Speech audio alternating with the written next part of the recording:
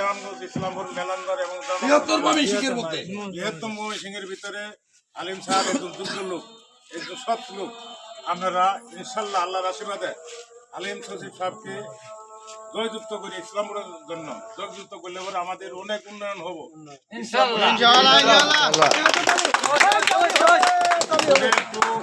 আনন্দবাড়ি কুড়েল two নৌমারি ব্রিজটা আমাদের এই আলিম সচিব সাহেব করতে পারবে।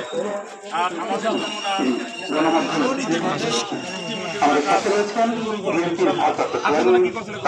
আলিম সচিব সাহেব ছিল আরাম ভাই তো আমাকে দিয়ে আশ্বাস দিচ্ছে একে একে 2 বার আমাকে আনসারে